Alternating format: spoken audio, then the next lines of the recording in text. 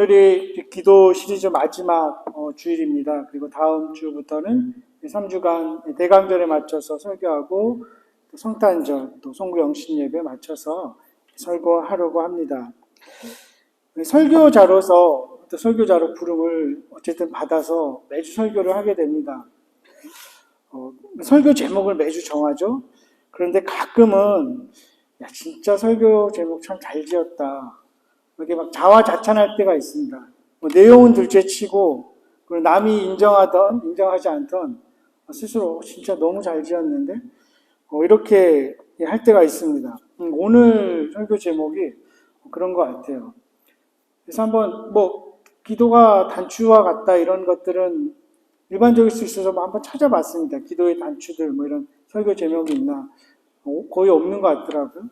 또 표절일 수 있을까 싶어서 이 기도가 단추와 같다는 생각을 합니다. 왜냐하면 이 첫 단추를 잘 끼워야 되죠. 그리고 마지막 단추를 잘 끼워야 됩니다. 중간 단추들도 잘 끼워야 되지만 기도가 그렇다고 생각이 됩니다. 여러 방법들이 있겠지만 어쨌든 시작을 잘 해야 되는 것이죠. 그리고 단추, 혹시 여러분들 지금 옷에 있는 단추 한번 있으면 보실까요? 없으면 어쩔 수 없지만 참 다양합니다. 저도 이렇게 단추가 있고 이렇게 보면 기능들도 다양하고 모양, 크기 이런 게 참 다양하죠. 기도가 그런 것 같아요. 굉장히 다양한 형태의 기도가 있습니다. 저는 그래서 오늘 함께 나누려고 하는 것이 기도를 단추에 비유해서 어떻게 첫 단추를 마지막 단추를 끼울 수 있을까? 물론 단추 막 끼워도 어쨌든 옷은 입고 다닐 수 있지만 막 잘못 끼우면 보기도 흉하고 기능도 떨어질 수가 있겠죠. 잘 끼워야 될 것입니다. 그래서 어떻게 첫 단추를 잘 끼울 수 있을까 함께 나누고 또 다양한 형태의 그런 기도의 모습들 나누고자 합니다. 기도를 우리가 시작을 할 때에 나의 요구를 아뢰기 전에 감사하고 찬양하는 것이 이게 먼저입니다. 이것이 이 기도의 첫 단추입니다. 하나님 앞에 나아가서 하나님의 선하심, 거룩하심, 그 사랑과 공의 그것을 먼저 생각하고 아뢰는 것이죠. 그리고 지난 날들에 우리에게 부어주신 그 은혜를 세워보는 것입니다. 그렇게 하면 이제 하나님이 얼마나 위대한 분인지 다시 인식하게 되죠. 그리고 기도가 풍성해집니다. 또한 마지막도 그렇게 마치는 것이죠. 찬양과 감사로 마치게 됩니다. 이렇게 기도를 시작하게 되면 나 자신으로부터 훌쩍 벗어나게 됩니다. 좀 보잘것없고 하찮고 연약한 나 자신에게서 계속 시선을 돌리게 됩니다. 그 위대하신 하나님에게로 시선을 향하게 됩니다. 그리고 그렇게 함으로써 나 자신도 더 올바르게 인식하게 됩니다. 즉 찬양과 감사로 시작하는 기도는 참다운 자기 인식으로 들어가는 통로가 되는 것입니다. 그 주님의 사랑과 은혜를 이렇게 묵상하다 보면 어떤 기도가 아니고서는 결코 도달할 수 없는 그런 신비한 차원의 자기 인식을 하게 되죠. 자기를 발견하게 됩니다. 그래서 하나님께서 우리에게 찬양을 요구하시고 감사하라고 할 때는 하나님은 그것이 어떤 목말라서 막 구걸하는 것이 아니라 우리를 위한 것이죠. 그걸 통해서 우리의 삶이 풍성해지고 우리의 모습을 제대로 인식하게 되는 것입니다. C.S. 루이스는 이렇게도 말합니다. 균형이 잘 잡히고 관대하고 겸손한 사람들은 찬양할 줄 아는 사람들이다. 그리고 그 사람들의 찬양은 아름답고 풍성하다.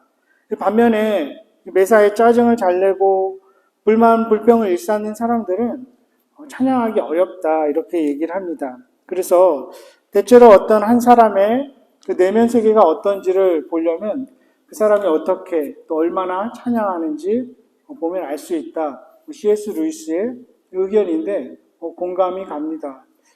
그런 의미에서 우리 그 공동체는 참 내면이 건강하고 풍성한 것 같아요. 이렇게 다들 찬양의 달란트도 많고 또 늘 찬양하고 그런 모습들이 참 감사하고 아름답습니다. 그리고 더 나아가서 이제 사도 바울 같은 경우는 만약에 감사하지 않으면 이것을 죄를 짓는 것으로까지 간주합니다. 우리 로마서 1장 중반 후반부부터 2장까지 쭉 인간의 어떤 타락상에 대해서 이야기를 합니다. 거기에서 나오는 것이 어떤 것입니까? 감사하지 않는 마음이죠. 하나님께서 주신 것을 당연하다고 생각하기 때문에 감사하지 않는 것입니다. 하지만 돌아보면 이것이 과연 당연할까?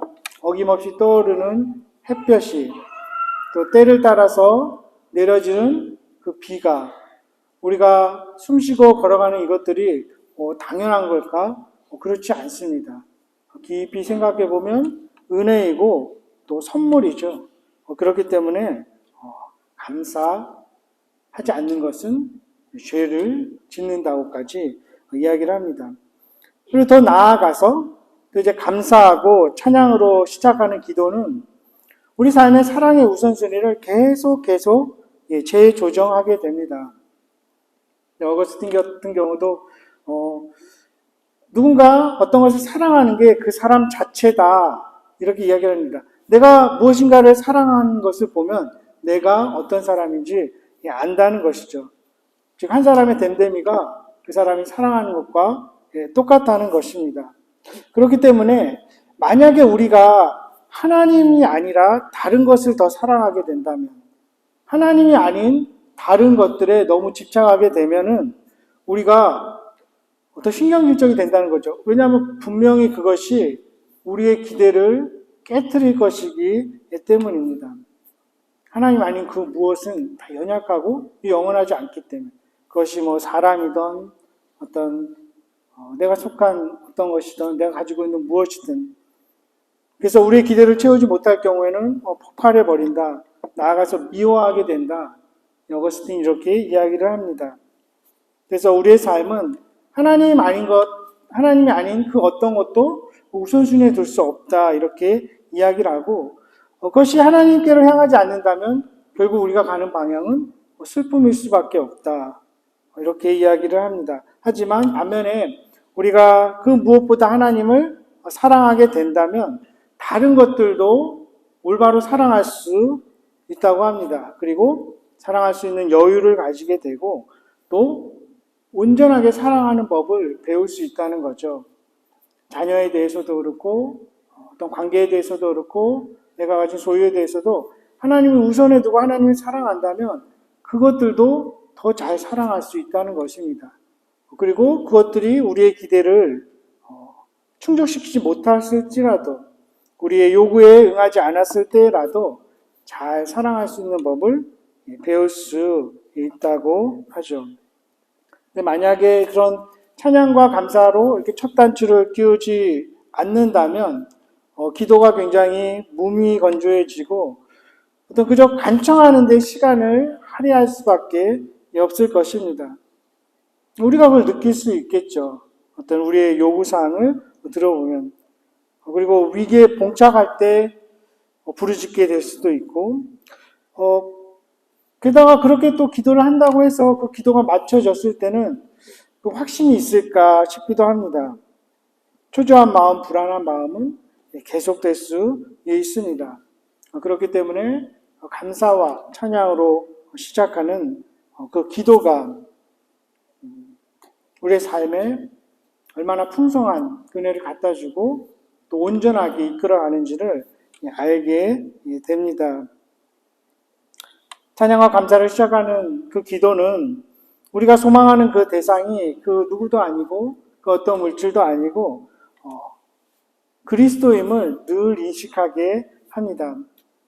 그래서 그 사랑과 그 은혜에 기대어서 계속 구하게 되고 또 감사하게 되고 찬양하게 될 때에 우리가 누릴 수 있는 그 축복과 유익이 풍성해짐을 알게 됩니다.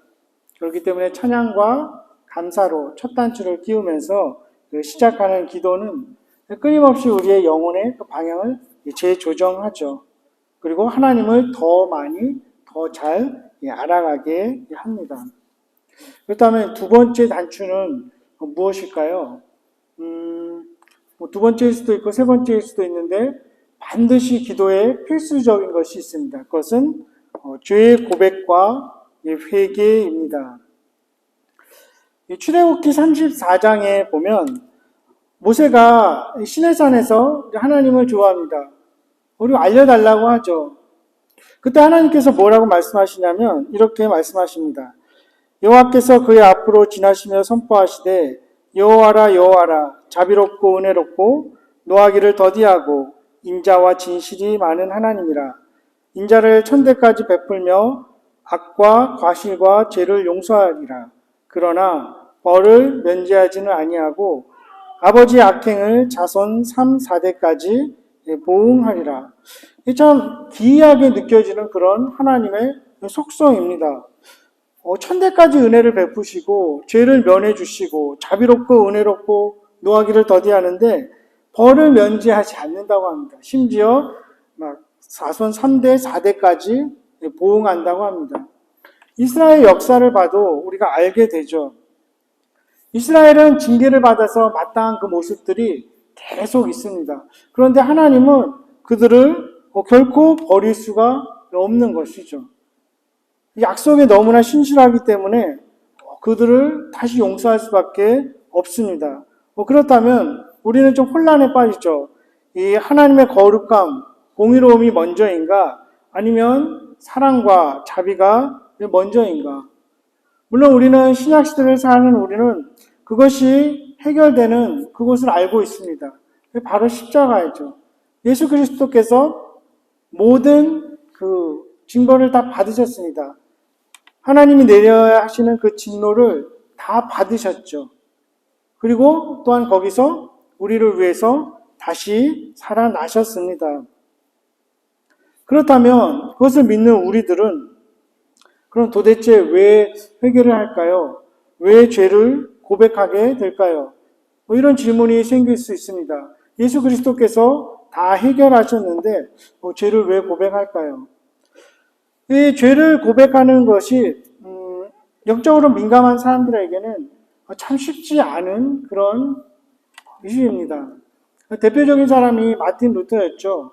너무나 이제 죄책감이 심해서 많은 일들을 해봤지만 그 죄가 다 씻겨지는 그런 것을 느끼지는 못했습니다. 근데 그 루터가 나중에 이제 복음을 깨닫고 말했던 것은 그렇다면 왜 우리는 회개를 하고 죄를 고백하는가? 죄의 고백과 회개도 삶을 발전시키는 한 방편이라는 거죠. 즉 그 죄의 고백과 회개를 통해서 예수 그리스도를 닮아간다는 것입니다. 그 죄를 우리가 고백하고 회개했다고 해서 그것 때문에 하나님이 우리를 용서해 주시는 것은 아니라는 것이죠. 만약에 그렇게 생각한다면, 만약에 우리가 이 루터의理論입니다. 만약에 우리가 철저하게 통곡하고 울고 그럴 수 있겠죠. 근데 그것 때문에 하나님께서 우리를 용서하신다고 생각을 한다면 그것이 율법주의적인 회개라는 거죠. 그리고 그것은 끝모를 참담함에 복잡한다. 어떤 하나님의 긍휼하심을 얻어내려는 안간힘에 지나지 않는다는 것입니다. 그리고 결국 그것도 자기의라는 것이죠. 어느 정도 해야 하나님이 용서하실 수 있을까요?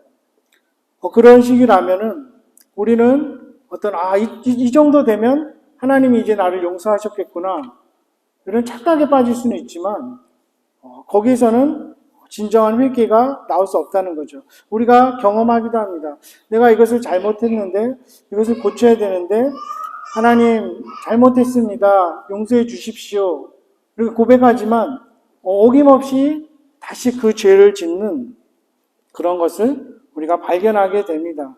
그렇다면 어떻게 하는가? 그 대신에 역시 죄의 고백도 내가 이것을 잘못했습니다. 내가 이것도 실패했군요. 이거보다 나를 위해서 예수 그리스도가 어떤 일을 하셨는가? 그것에 더 집중한다는 거죠.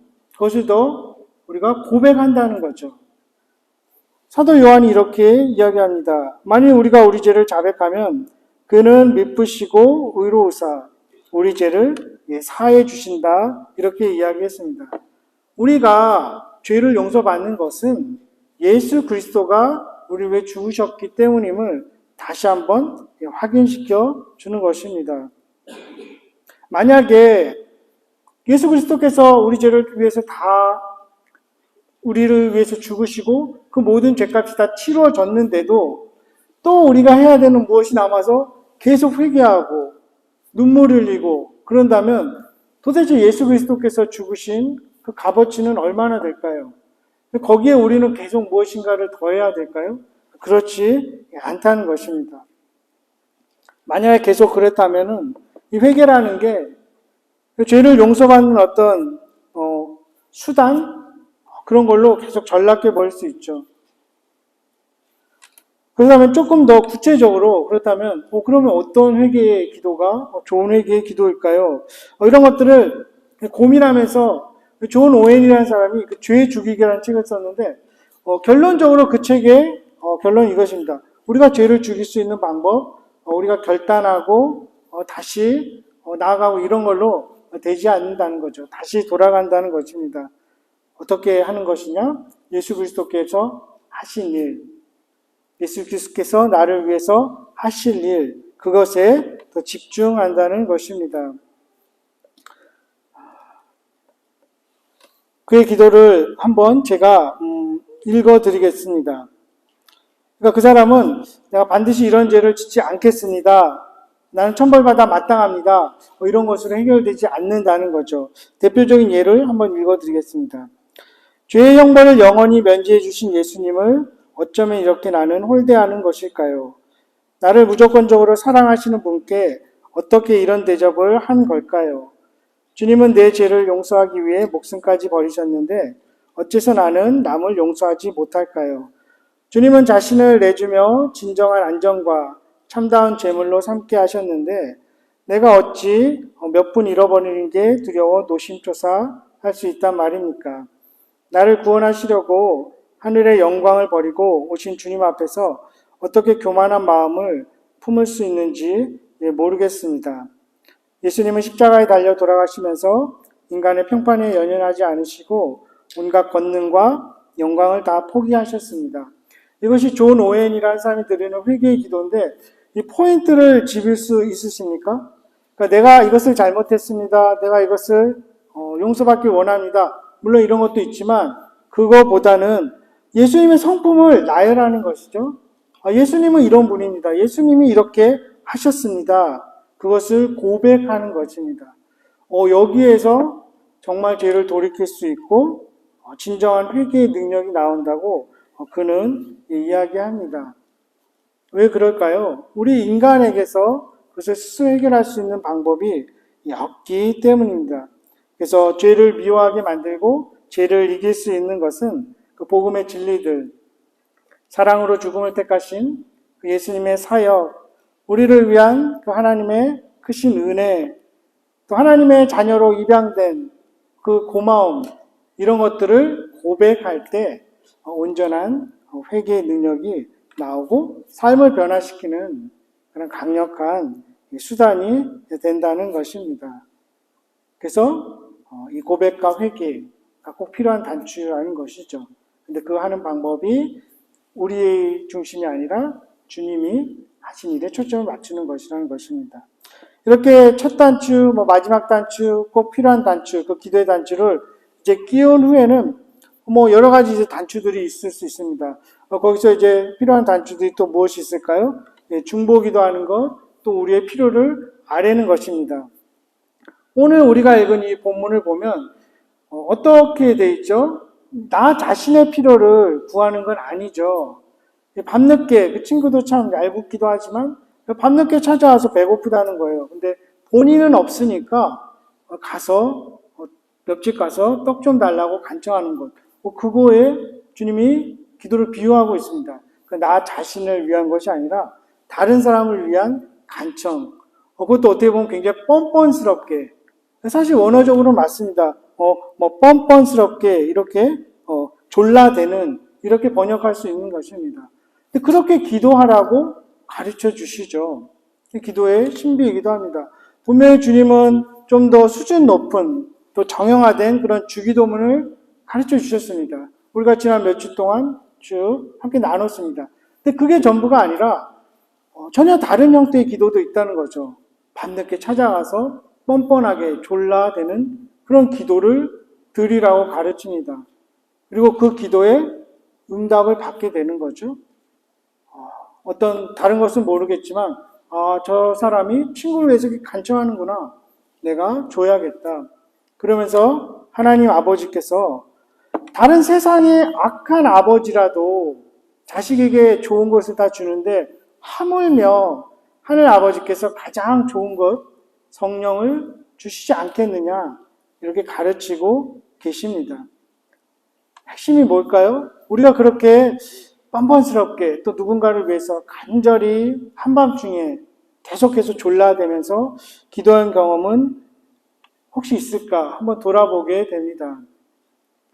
야고보서 5장에 보면 엘리야의 기도를 야고보서가 말합니다. 17절, 18절에 엘리야는 우리와 성정이 같은 사람이로되 그가 비가 오지 않기를 간절히 기도한즉 3년 6개월 동안 땅에 비가 오지 아니하고 다시 기도하니 하늘이 비를 주고 땅이 열매를 맺었느니라.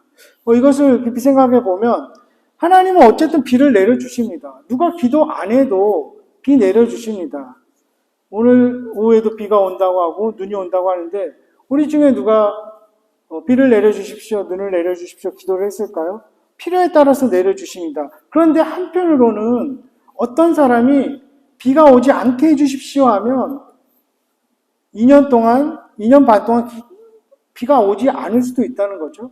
그리고 다시 내려주십시오 할 때 또 내려주신다는 것이죠. 이게 기도의 신비입니다. 하나님은 사람들의 기도와 상관없이 분명히 일들을 하십니다. 우리 중에 아무도 기도하지 않아도 내일 어김없이 해는 떠오를 것입니다. 하지만 또 한편으로는 우리가 간절히 구하는 그 기도를 통해서 바뀔 수도 있다는 것입니다. 자연이 바뀔 수도 있고 역사가 바뀔 수도 있습니다. 이것이 참 현실적인 신비라고 할 수 있는 것이죠.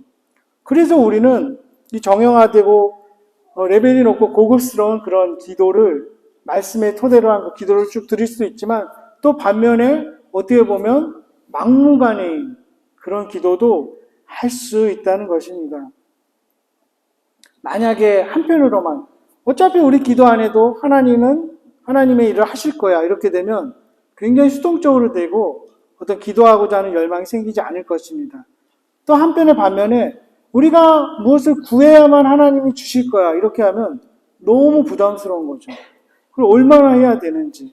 근데 이 동시에 이것을 같이 받아들이고 우리가 간절히 기도하면서 또 우리가 구하지 않는 것도 하나님이 주실 것을 받아들인다면 우리의 기도는 훨씬 풍성해지고 또 마음의 안정도 찾게 될 것입니다. 내가 구하지 않은 것들도 성령께서 우리에게 주신 그 성령께서 기도함으로 우리가 얻게 될 것이라는 것. 이것이 기도의 신비입니다. 그리고 기도가 그만큼 강력하고 영향력이 있는 까닭이 여기에 있습니다. 누가복음뿐만 아니라 마태복음 7장에서도 구하라 그리하면 너희에게 주실 것이다. 이런 말씀을 쭉 하시죠. 그리고 누가복음 18장에 가면 유명한 또 하나의 비유가 나옵니다. 어떤 비유입니까? 억울한 그 과부가 재판장에 가서 부끄러울 정도로, 그러니까 좀 문학적인 표현으로 진상을 떠는 거죠. 나 여기서 죽을 거야 해결하지 않으면. 이렇게 기도할 것을 주님께서 가르쳐 주십니다. 그렇게 가르쳐 주시는 이유는 두 가지입니다. 하나는 뭐냐면 어떠한 기도든 하나님이 들으신다는 것입니다. 그리고 또 하나는 하나님의 방법으로 반드시 그것을 응답해 주신다는 것이죠. 아브라함의 기도를 생각해 보십시오. 그가 이제 약속을 받아서 자녀를 주시기를 기다리는데 너무 더디니까 다른 방법을 쓰죠. 잔머리를 굴려서 이제 세라에서는 못 나오겠구나. 하가를 통해서 아들을 얻고 이스마엘을 얻게 됩니다. 그래서 뭐라고 합니까? 창세기 17장 18절에 이스마엘이나 하나님 앞에 살기를 원하나이다. 기도해봤는데 안 됩니다. 이스마엘이나 살기를 원합니다. 하지만 하나님은 그 기도에 어떻게 응답하셨습니까? 백세의 아들을 주셨으면서 또 이스마엘도 한 민족을 이루게 하셨습니다. 야곱이 그처럼 씨름하면서 기도하는 그 기도도 주님께서 응답을 하시면서 그 오랜 기간을 지나면서 야곱의 이름도 바뀌고 하나님과 조우하게 되는 그러한 은혜를 누리게 되는 것이죠. 그래서 타이밍, 방법 이런 것들은 하나님께서 가장 좋은 때 좋은 방법으로 우리에게 주신다는 그 약속을 믿고 우리는 졸라대고 뻔뻔스럽게 또 간청하는 그런 기도의 모습이 있어야 될 것입니다. 이것이 주님이 가르쳐 주시고 또 성경이 가르치는 것이죠. 쉬지 말고 기도하고 항상 기도하고 그러면서 다양한 그 기도의 모습들이 있습니다. 다양한 단추의 모습처럼 아까 그 간구하는 거, 간청하는 거 그런 것이 있는 반면에 또 대화하는 게 있죠. 주님과 조용히 이런 일이 있었어요. 주님 어떻게 생각하세요? 듣기는 하세요? 뭐 이러면서 그냥 대화하는 것이죠. 그리고 또 조용히 묵상하는 것도 있습니다. 기도가 잘 안 될 때는 그냥 말씀 이렇게 읽으면서 묵상하는 그런 기도의 방법도 있습니다. 성경상에서도 굉장히 다양한 기도의 모습을 발견하게 됩니다. 어떤 뭐 야곱처럼 집요한 그러한 기도를 드리기도 하고 이삭 같은 경우는 잘 티도 안 나잖아요. 그냥 고요하게 기도하는 사람, 자신의 스타일이겠죠. 모세처럼 중보 기도하는 사람도 있습니다. 여호수아처럼 새벽에 주님처럼 새벽에 일어나서 기도하는 사람도 있고 저 같은 경우는 요즘 야밤 기도를 드립니다. 막 2시, 3시에 잘 수밖에 없으니까 그때 기도를 드리기도 합니다. 한나처럼 뭐 절망을 이기는 기도를 드리기도 하죠. 또 야베스처럼 복 좀 주십시오. 내 영역을 넓혀 주십시오. 이렇게도 기도합니다. 엘리야 같은 경우 불로 응답받는 그런 기도도 있습니다. 마가의 다락방에 120명이 모여서 함께 간절히 기도하는 그러한 모습들이 보이게 됩니다.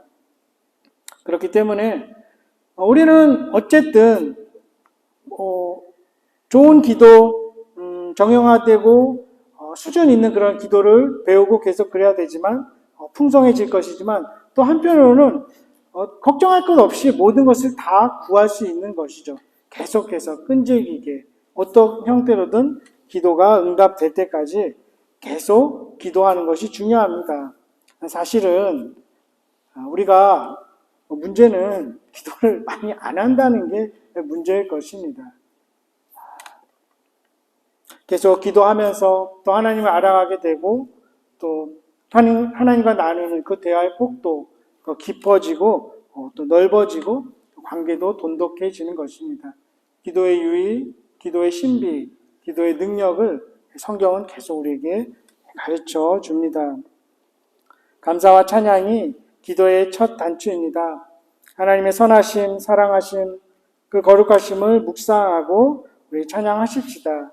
그러면 하나님께서 얼마나 위대한 분인지 늘 새롭게 인식하게 되고 새로운 주님의 세계로 우리가 나아가게 될 것입니다. 그리고 연약한 우리 자신에게서 훌쩍 벗어나서 능력과 지혜가 많으신 하나님을 조우하게 될 것입니다. 그리고 주님께서 우리를 위해서 돌아가신 그 속죄의 사역을 토대로 우리가 고백하고 죄를 고백하고 회개하십시다.